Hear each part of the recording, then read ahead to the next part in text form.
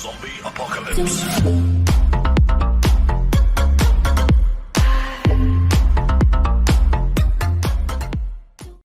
Click on Zombie Apocalypse.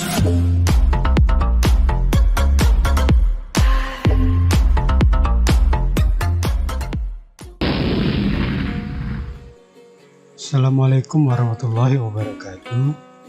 Baik anak-anak sekalian, pada kesempatan kali ini materi yang akan kita pelajari yaitu perangkat lunak mengelola gambar bitmap atau raster.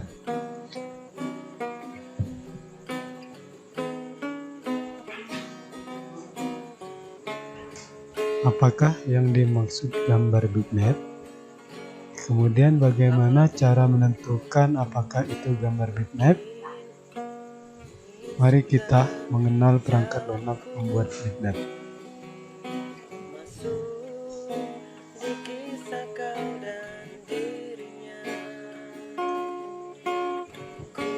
Gambar bitmap adalah sebuah gambar digital yang tersusun dari sekumpulan titik-titik atau juga disebut dengan piksel, dengan warna-warna tertentu pada masing-masing piksel, sehingga membentuk sebuah gambar yang dapat ditampilkan pada sebuah komputer atau media kertas. Nah, jadi gambar bitmap ini berbeda dengan gambar vektor. Gambar bitmap mampu menampilkan gambar secara natural, maksudnya sama seperti gambar real pada kenyataannya. Kemudian gambar ini bisa langsung ditampilkan di layar monitor. Namun kelemahan dari gambar bitmap ini, jika diperbesar tampilannya akan pecah atau kotak-kotaknya akan terlihat, apalagi kalau kualitasnya rendah. Nah, gambar bitmap ini biasanya memiliki format JPEG, JPG, BMV, VNA, TIFF, GIF, dan lain sebagainya. Nah, aplikasi yang digunakan untuk membuat gambar grafis bitmap ini biasanya ada Photoshop, Microsoft Paint, atau juga aplikasi Corel Photo Paint. Namun di Indonesia biasanya lebih sering menggunakan Adobe Photoshop. Nah, gambar bitmap ini biasa juga disebut dengan gambar raster.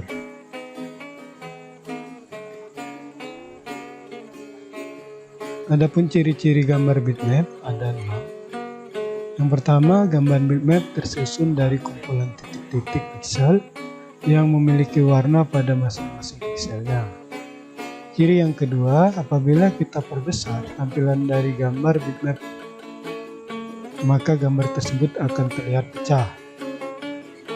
Ciri yang ketiga, gambar bitmap ini memiliki gradasi warna, sehingga seperti lebih nyata atau luas atau mirip dengan gambar real, gambar dalam kehidupan sehari-hari.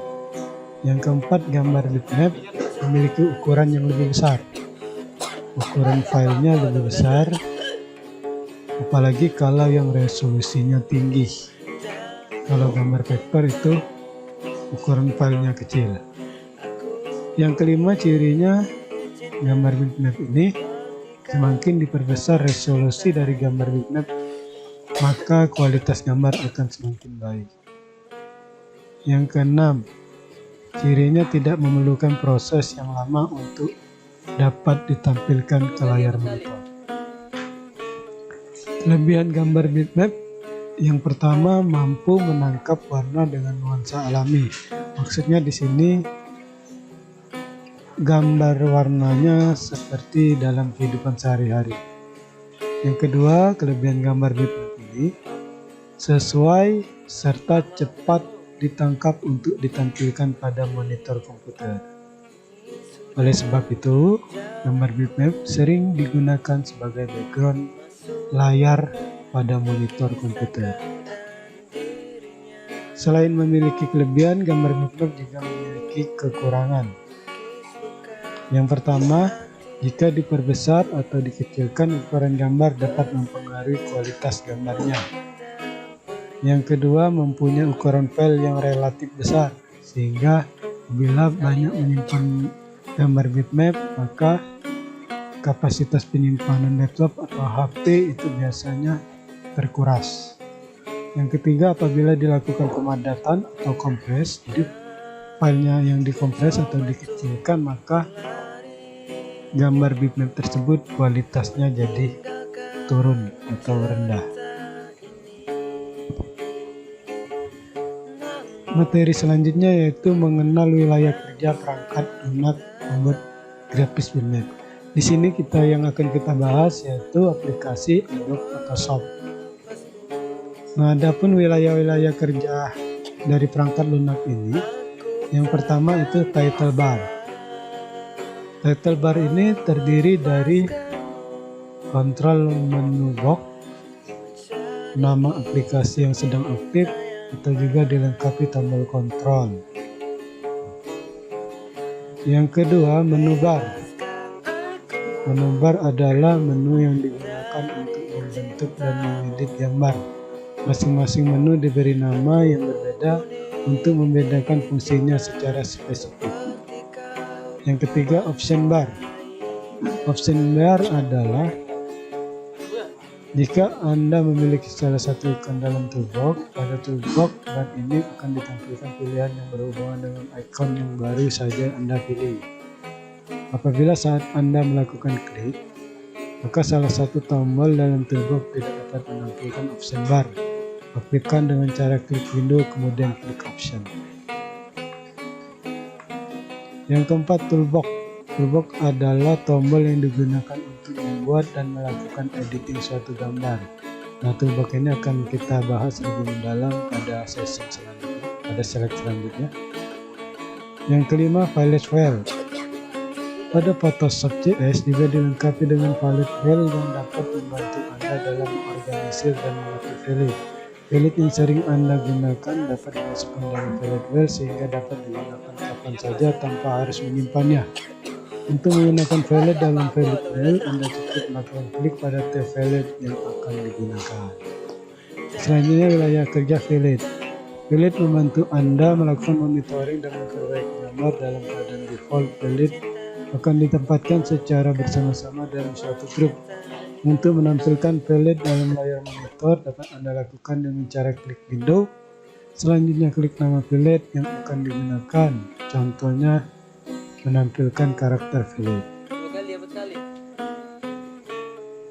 Nah, berikut tampilan Adobe Photoshop. Jadi area kerja dari Adobe Photoshop itu bisa kita lihat pada gambar ini. Yang dimaksud menu bar itu ya adalah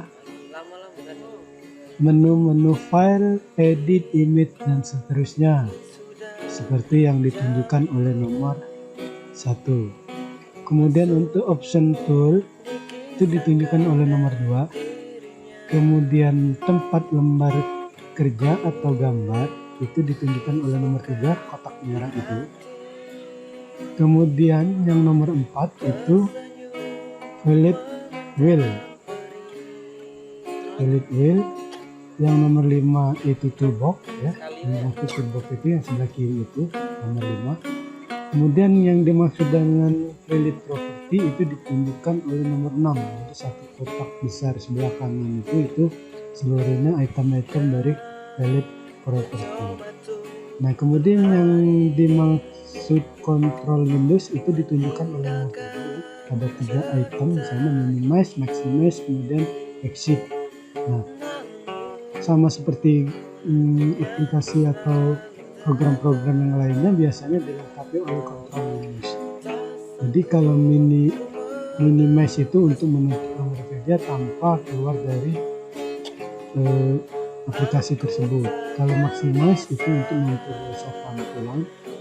Kalau X itu untuk keluar dari aplikasi atau program tersebut.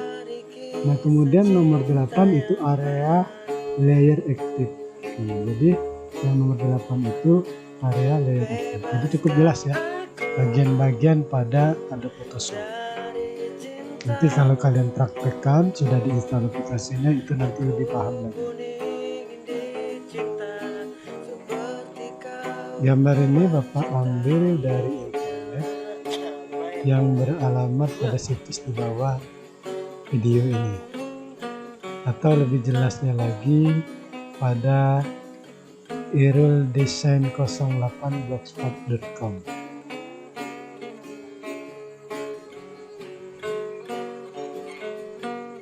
Materi selanjutnya yaitu mengenal toolbox pada Adobe Photoshop.